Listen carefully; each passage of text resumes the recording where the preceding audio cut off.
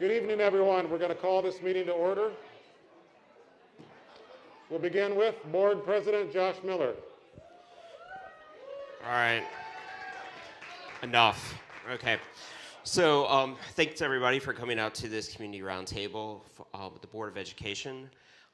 Just a couple of housekeeping things we have to take care of first. I need to get an approval of the agenda, so I need a motion. All right, all in favor? Aye. All right, great. Now, if everybody could stand for the Pledge of Allegiance. I pledge allegiance to the flag of the United States of America and to the republic for which it stands, one nation, under God, indivisible, with liberty and justice for all. All right, thanks. Okay, so just another little housekeeping matter. Thanks, everybody, again, for coming out, and thanks for the use of the space. We really appreciate it.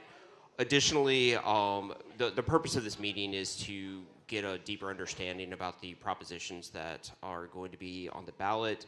We're hoping that we'll be able to answer some questions. Got a nice little slide presentation. Yay.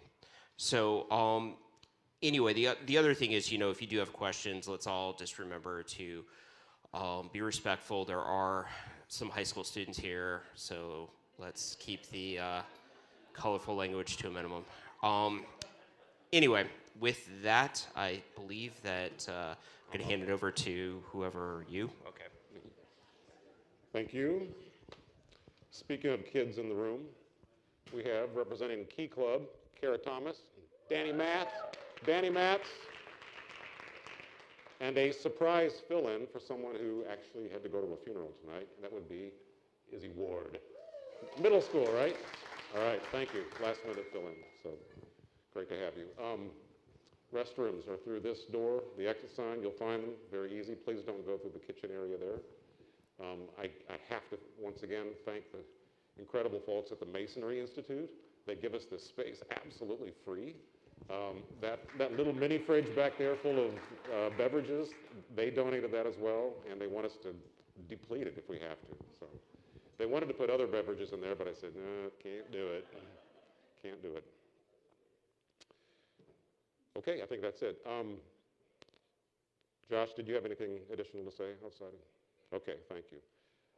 Obviously, the roundtable purpose to provide transparent and detailed information about B&E, talk about how they'll support student, staff, and the community, and we'll gather your questions and your feedback and insights from everybody in the room, hopefully. We do want to talk about some shared commitments, agreements, and norms. Please be in the room tonight. Get ready for some discomfort. It happens. Speak your onions. This is your chance. Don't assume that we'll get closure on anything tonight. That rarely happens. Please listen respectively. Listen actively. We're here to inquire, not fight. Use I statements. It's about you. Say what you feel and think. And again, embrace uncertainty. Here's a little check-in. Let's do this thing. We'll take 2 minutes to do this. So what's your battery percentage today? Are you full up? Are you close to shutting down? Talk amongst yourselves at your tables. Where are you coming from today?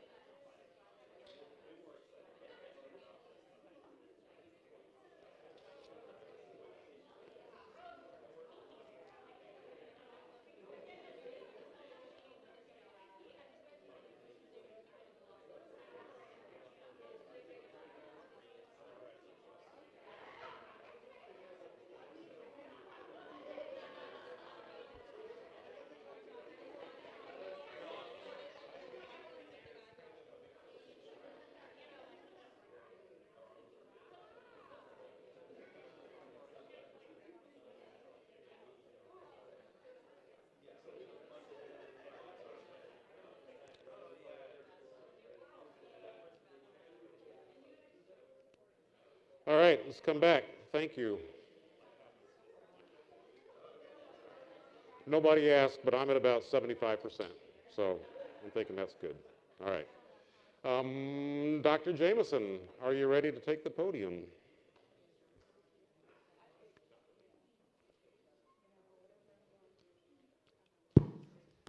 Thank you, Ed, and thank you everyone for being here, and thank you to the board for being present and supporting our two propositions.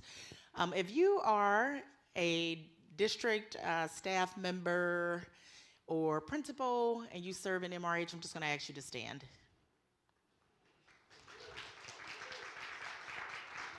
Thank you. So the reason why I had them to stand is no surprise that MRH is a gym and we are doing great work in the district. And we actually had the Missouri Commissioner from the Department of Elementary and Secondary Education in the district today looking at some of the work that's happening within the district.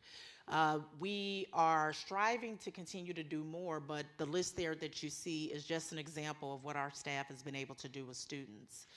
We were fourth in the state of 532 districts for our annual performance report. We earned 97% of the points.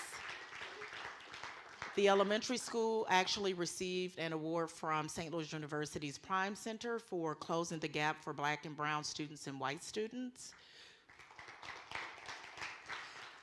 They had the highest increases for ELA amongst St. Louis City and St. Louis County districts. And the middle school also had almost double acquisition of APR points for the year. So our staff are working extremely hard. They put in a lot of time, and I wanted to make sure that I recognize them during this time. But if you can see there, while we do great work, we're being recognized and people are asking what we are doing to improve outcomes for students. But this is one of the reasons why this work is very important. We need to keep the main thing, and it's our children and our staff who support our students. And that's why we're here today. So I wanted to give an example of how our community invests in our students and share a little bit about our per pupil expenditure. So where does our money go? So we looked at 13 districts. I typically use the districts that surround or touch us and very similar in size. So MRH actually is fourth in the amount of money that we invest educationally in our programming and for our students. And you can see the ones that actually rank above us. So we're continuing to invest our money. The metaphors that we actually do in all of our buildings are a key part of our programming. Seed to Table is a key part of our programming, as well as the experiences that they have on a day-to-day basis. So we thank you for your investment. We're being prudent with the expenditures that are being provided, as well as ensuring that the opportunities that take place in the classroom are optimized. So I wanted to share a little bit about our historical enrollment, and you can see that we are currently in a place where we are settled into where we are. And this does not include enrollment for our pre-K students. So as of today, I think we have 169 pre-K students, which would be added to our K-12 total of 1,394 students. And I think that's critical to see because if we look at where we were even prior to the pandemic, we continue to have enrollment where some of our surrounding districts are seeing decreases in enrollment. And so here you can see an overview of where we've been historically. And I do want to thank those who are members of the PAC. So if you're here, if you can just wave your hand or stand. Thank you, Sandra. Thank you, Stacy. So just wanted to thank them because they also have been a part of this work and also the work that we're doing currently. So I am going to pass it over to our Director, Katie Kaufman, who's going to pick up from here.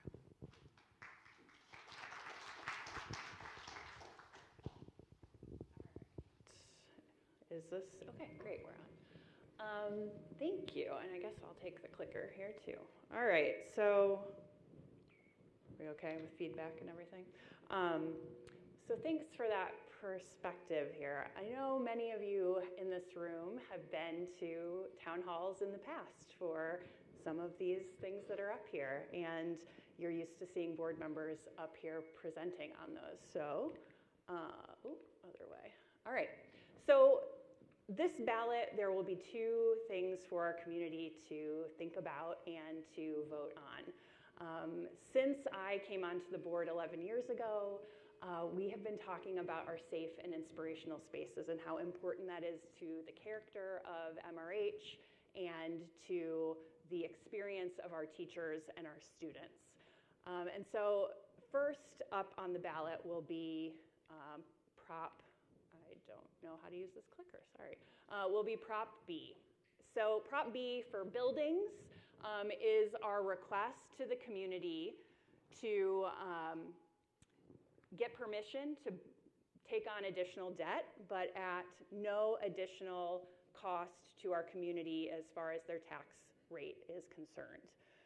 In fact, we'll be able to cover the acquisition of $15 million in new bonds and still decrease the overall tax rate for that portion of their calculation.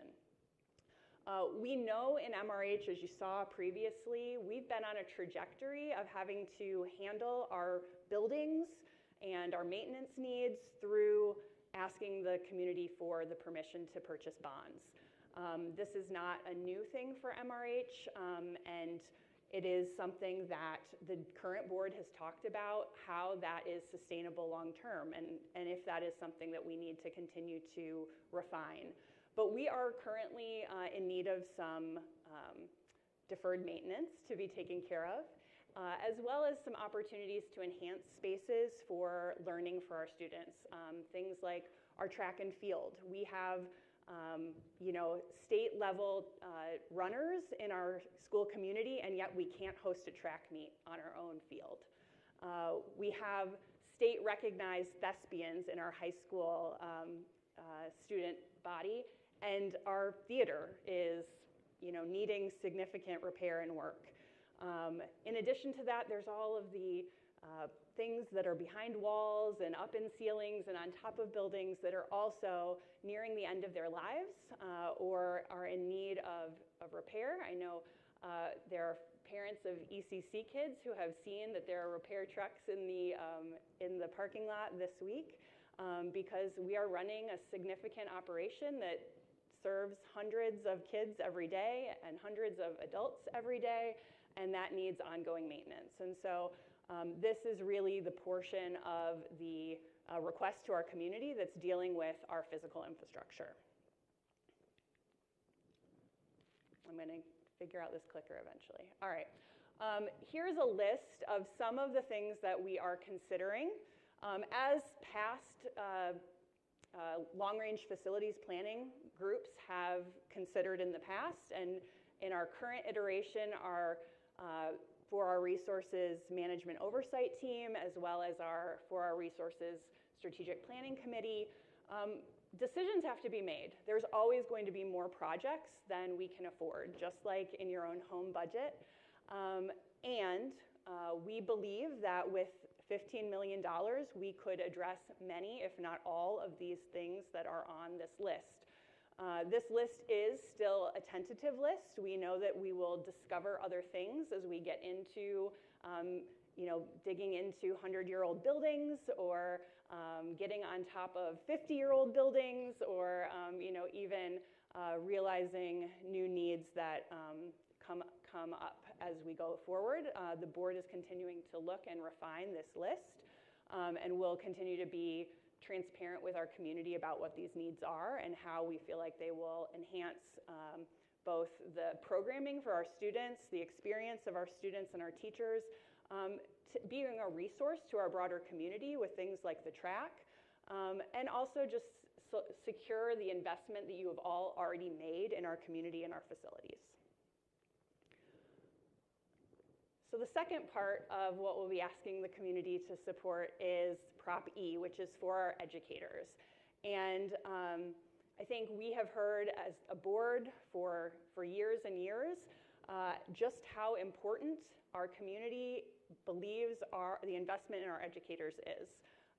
And that folks will show up to board meetings and folks will show up to parent-teacher conferences with sodas under their arms, and they will show up to, support various projects in the day-to-day, and hopefully they will show up to support our request for increased salaries for our educators. So Prop E is the request to increase the district's tax levy, which would add additional operating funds to the district's budget. This increase is offset by the decrease in Prop B, and so we consider these two together to be tax rate neutral for our community. Yep. I will own the headline there. That shouldn't say bond. That should say levy transfer. Sorry, I didn't catch that. That's all right. Yes. And for all those of you who want to get into the details of the bonds and the levies and the details, we've got lots of very knowledgeable people in this room for that.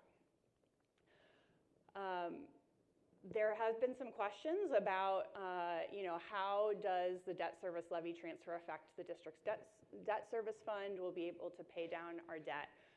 We have been advised very well over the last 30 years or so in the district by Stiefel advisors, and I think many of you who've been watching board meetings have seen Lorenzo Boyd, who has run all of the numbers many, many times. He serves hundreds of districts in the state of Missouri, and we are confident that we can support our district's tax or debt service with the levy that would be set. We, I think, also want to stress that the district has been on a good trajectory of being able to request no tax increase support from the community. Our most recent request back in 2020 to make the addition to the high school and security and facilities improvements on all campuses was also a no tax increase bond. We really have not asked for an increase to the levy rate in over 10 years now, and we really haven't asked for an increase to the operating levy in over 10 years either. Again, this is just another way of thinking about how this is going to work and show up for folks. The district is one of the entities that has taxing authority on your property tax bill that you get from St. Louis County. We're in there with the libraries and the fire departments and others. Our rate is broken out into two things. So we have both a debt service and an operating levy that shows up on your tax bill. And as we are requesting in these two propositions together, we would be decreasing one and increasing the other for a neutral impact on your tax rate.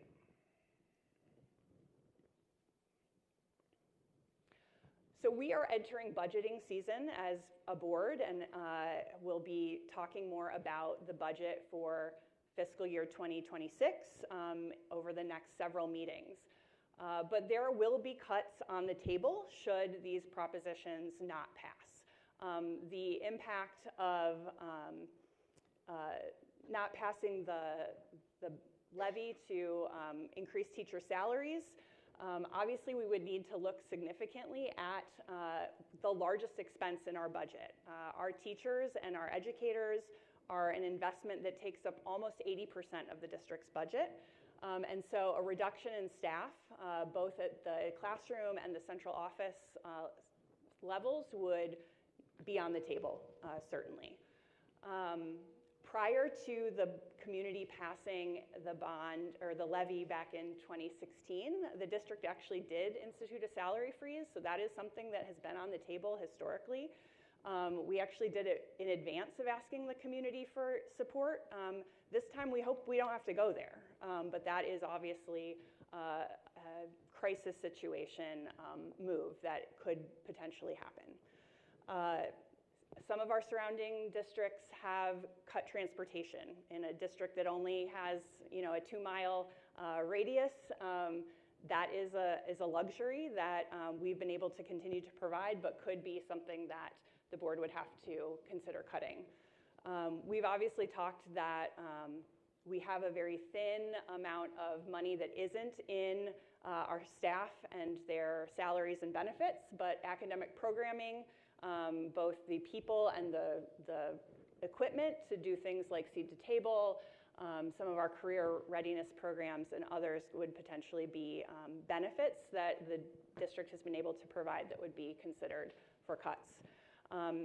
In the past, we've even, and I saw Ray in here earlier, in the past the board even had to talk about cutting athletics. And we know that we currently have an athletic program that is growing and getting stronger. And so that would be, again, it hurts me to even say any of these things out loud, but these are obviously considerations that the board has previously had to look at and the board would have to consider going forward.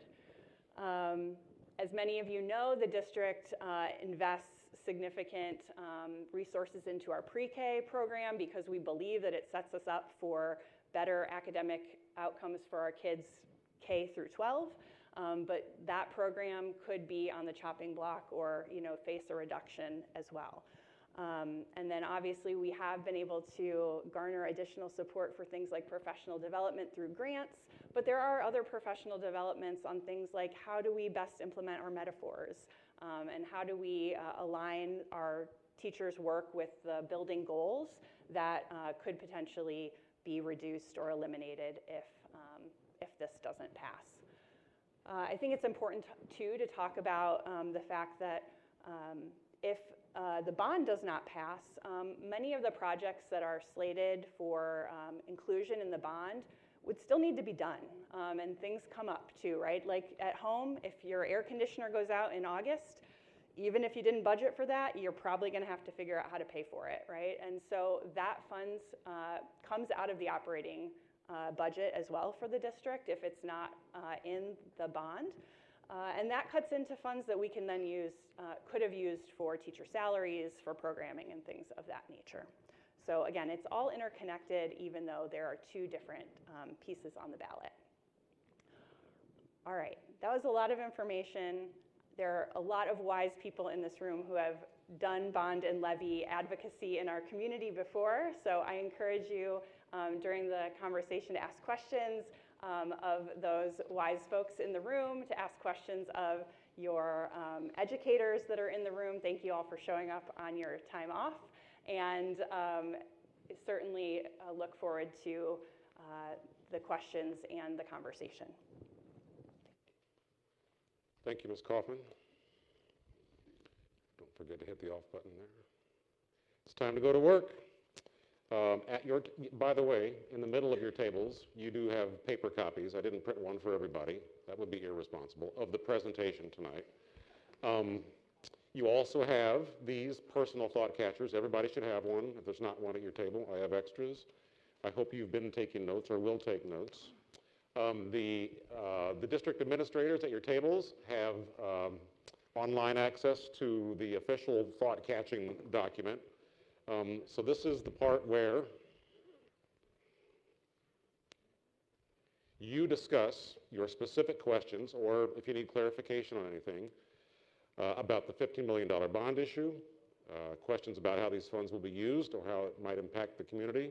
The same for Proposition E. What does this mean for you as a community member? And what concerns might you have about the possible budget cuts if either of these propositions fails to win passage? We're going to do this for 15 minutes, and then we'll have a whole group share out. Also, while I'm thinking of it, there's a two-sided informational sheet. On the front sheet, lower left corner, there is a QR code. Take this with you because you might think of something later. That QR code scans to an email address, MRH ballot questions at mrhschools.net, and we'll get that to the right people. So make sure you take one of those home with you tonight. All right, we're going to set a timer for 15 minutes right now.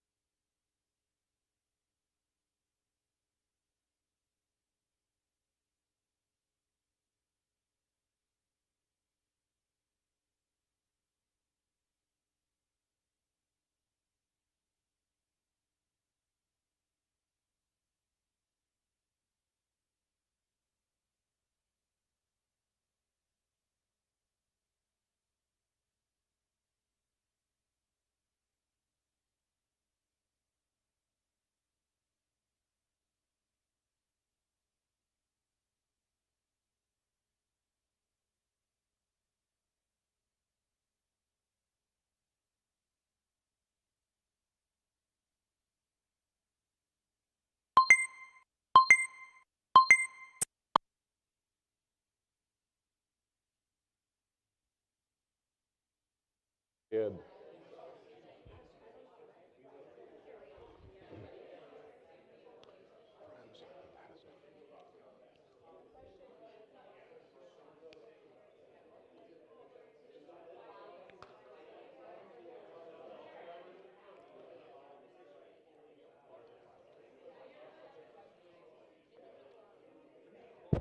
Okay, friends, that is time. That's 15 minutes. Let's begin our share out. We should go table by table, right? I'm just going to start at my left. And let's see, Kara, you're on this. You'll do the first table, and Danny, you're on the next table, and we'll just do it that way. All right. You got a spokesperson? Dr. Ricker. Bo, Bobby. First question?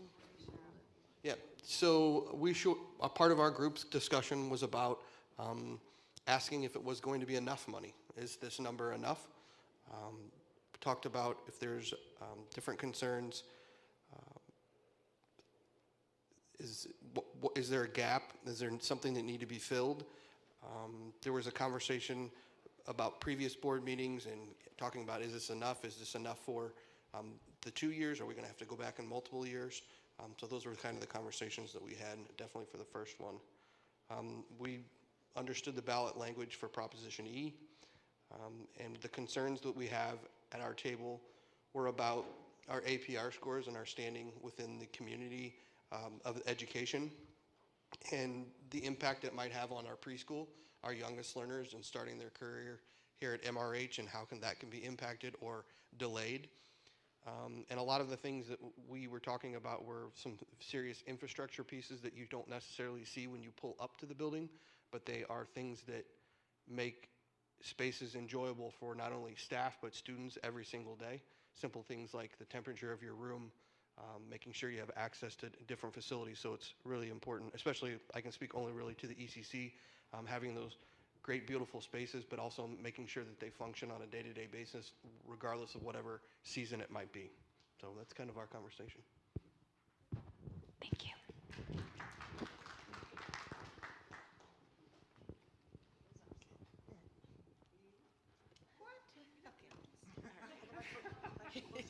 I am the spokesperson and the note taker. So our conversation was rooted in ensuring that the community understands the ballot language and what happens if both pass, what happens if one passes and the other. And one of the questions was, if one passes, do we still roll back the levy? Was a good question that was captured. So question that I posed was, how might we share that with communities so that it's clear? For the second question about Prop E, there really weren't concerns about the language in the ballot, but just really looking at how we continue to be competitive in regards to some of the surrounding districts, and the other pieces not being competitive with some of the districts, recognizing that we won't be able to catch up to a Clayton, Ladue, or Kirkwood. So how do we define competitive? And so we talked a little bit about that. And the last question, we ran out of time, but yes, there are concerns about the proposed cuts that are on the list. And so keeping in mind that our people are very important. So how do we continue to do the work while educating students well? And a few other questions that were captured. Is the track the largest purchase? It is one of the largest purchases. The kitchen at the high school was the other. And can you pass one without the other? And from a home payer's perspective, will there be a decrease? So we'll take this information back and actually ensure that it's consumable for communities. So thank you.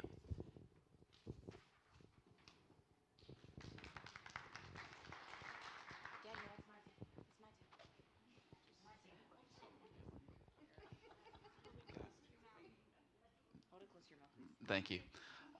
We shared similar concerns, so I don't want to regurgitate a lot of them, but one of the ones I thought was good was just kind of talking through how do we discuss this with the community and brand it in a way that what are the talking points. So we put up things that are going to be, could possibly be renovated throughout the building with different, or district with infrastructure, but outside of the track, what is the community appeal to people who do not have children at our schools who will be voting? And then we also talked about what if one passes or not the other, specifically if Proposition E passes, because that does raise the tax part of it. I could exactly the words, but the other one offsets it, and if the offsetting part isn't passed, but the tax increase is passed, how does that impact taxpayers? And then the fact that we're saying it's not a tax increase. And then some of the concerns we just discussed were similar about preschool, and then also just that kind of highlighting that the majority of our budget is spent on teacher salaries and benefits, and so when you're looking at cuts, it is a very it's a lot of money to a school. If you took $10,000 from my budget, it's a significant amount of money, but that's not enough to cover a $2 million deficit. So cutting that would be substantially felt by the buildings, even if it looks like a small dollar amount on the overall expenditure for the district. Great job, you did great.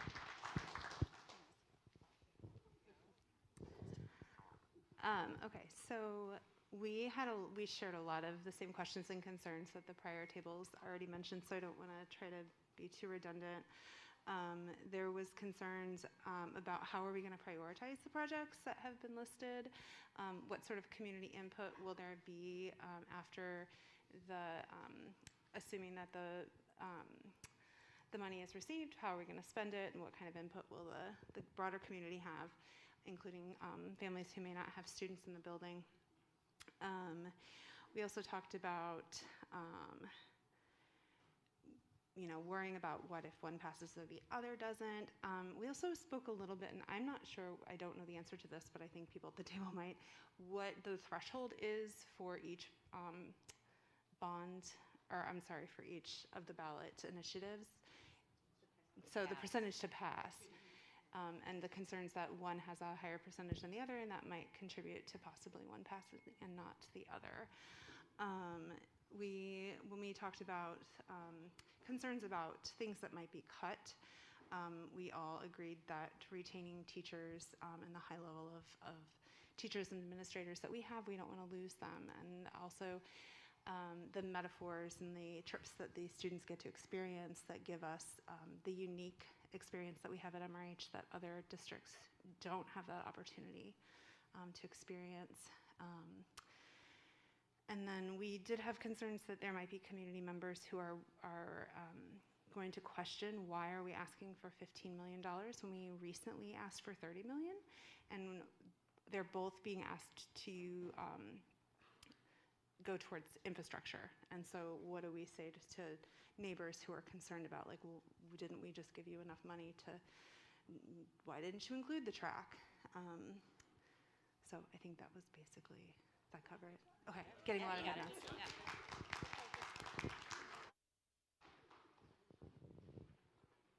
You want to go next? Okay. Here we go. Hold it up to your mouth. Okay. So once again, to reiterate what Mr. Zitzer said, a lot of the things that we discussed were covered, but what we really kind of focused on at our table was talking about some of the ticket items that are on the ballots that we said would be fixed, for example, like the track or the theater, that are very obvious. It might be compelling or interesting to know the things that we wouldn't necessarily consider a luxury, but a necessity, like HVAC systems, maybe how old they are, when the last time that particular upgrade or renovation was performed, and what needs to be done, but also maybe what the life cycle of those items are. So we hear the word deferred maintenance quite a bit. If, for example, something is supposed to have a life cycle of 10 years and it's been 15 years since we've replaced it, that might be information that people might want to know about. So that they can make a decision, because a track is a very obvious thing that needs to be repaired, but there might be other things that might be deferred as a result of these not passing. Thank you.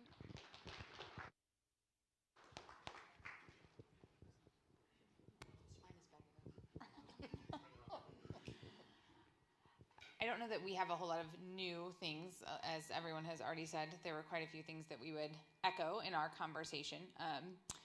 Is it enough money was something that came up, and as we are hearing other people talk, a question that was surfaced was also around the cost of substitute teachers, numerics around what that cost is and how that impacts things. And we had the opportunity to have staff member at our space really speak directly to some of the needs in the ECC building, and those specifically thinking about our library spaces, the playground with some concrete examples of things that are going on or not there, and how this bond would impact that work and that need in that building. So again, echoing our earliest learners that come into our spaces and how we can support their journey as it begins with us.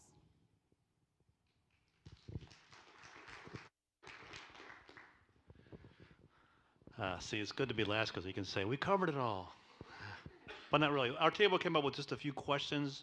So the bond asked for $15 million, but what people are seeing or hearing maybe is that there's $8.8 million worth of projects. So that's just something that the table thought would be worth having an answer for and clarify when we're canvassing and kind of talking about the bond issue.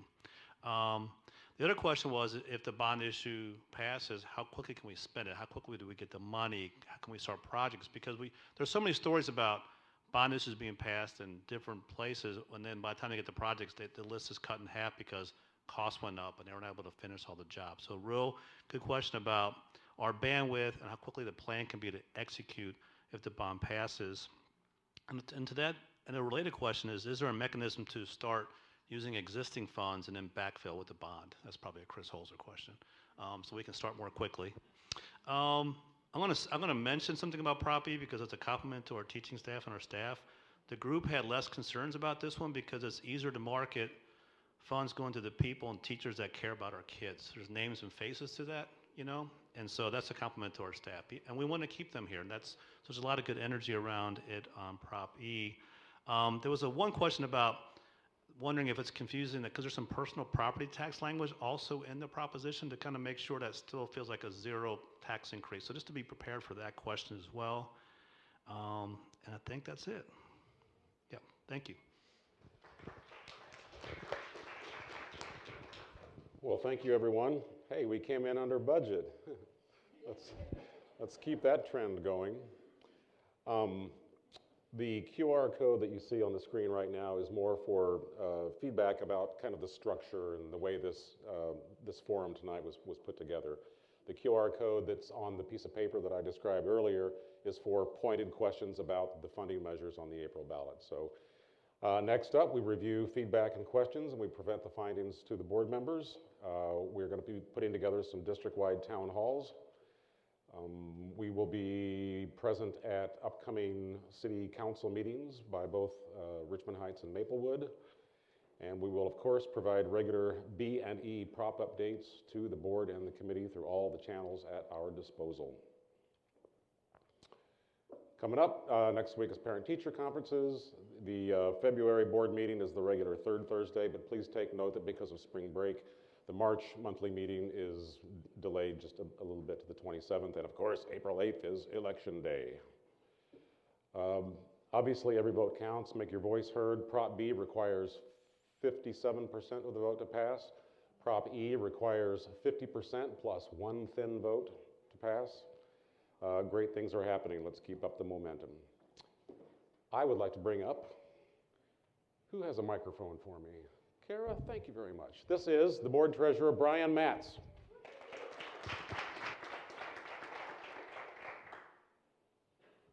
you hear me okay? Is this working? No. Hold on. Over here.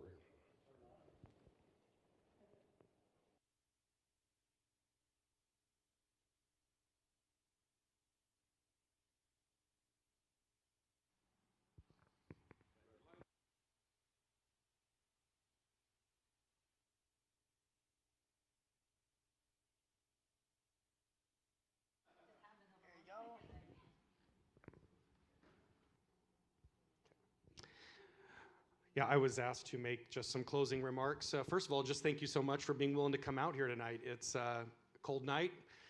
Rather be at home, maybe sitting with something warm. And I thought, oh, got to get out and come to this meeting.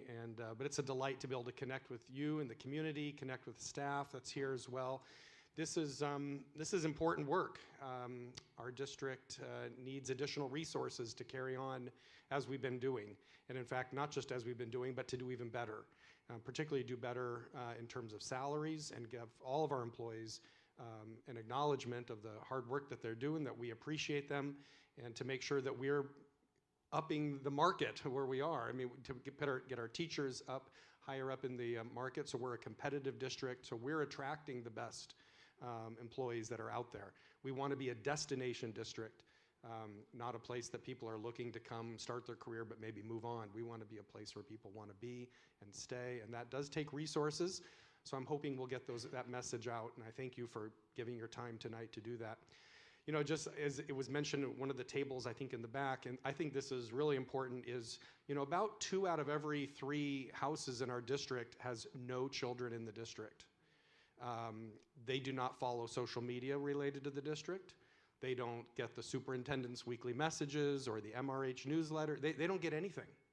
I just look on my street. I know I have my neighbor across the street over there, the wards, but as we look up and down our street, it's about 3 out of 4 houses have no children in the district, not associated with the district in any way.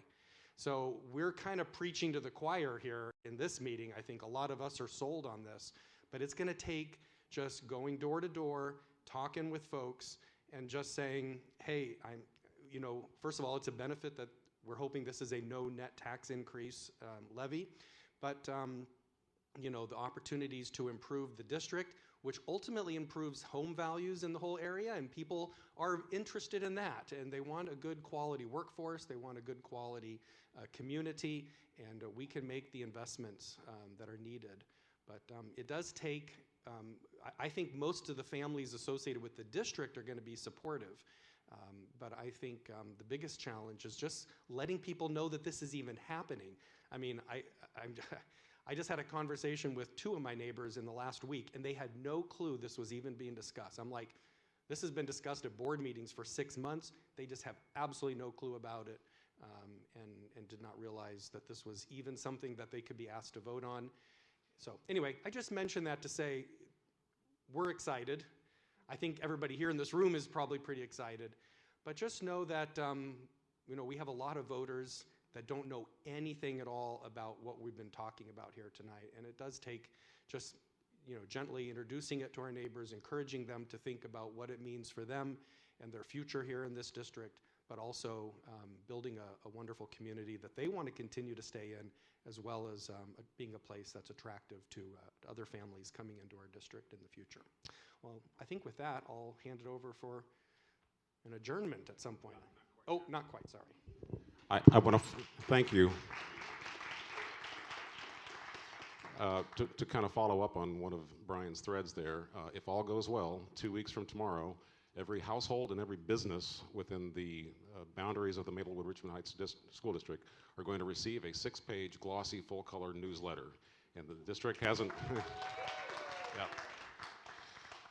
That's equity. That's doing your best to reach into every corner of the district right there. And I'm so excited about it. And the superintendent is excited. When she's excited, I'm excited. So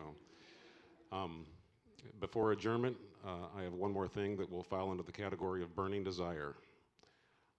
I want to let Kara speak because Kara really wants to speak. Let's give you the last word before adjournment. Hi guys. I hope you guys are all doing good. I just want to give you guys a student perspective from all this, and I know you guys are already pretty sold on this, but like we really need our like athletic department, and like so many of the students there enjoy it, and so many of them are good, and our track and field right now is in really bad shape, like in really bad shape, and we have so many people that not just even the students, but like we use it in like for PE and all these other things, and we need that to be able to like continue to grow. And our athletics department is growing like just so much, and like it would just mean a lot to us because like I know last year a lot of the people who do run track like would get hurt from the track, and there's so many other things that need to happen to the school that just haven't happened yet. And we really need that to be able to keep growing and for our students to be able to come and enjoy coming to school. And like if we have like the great teachers that we do have, who we have like such good relationships with, if we have them taken away, then a lot of students will just not feel motivated to be able to learn. But yeah.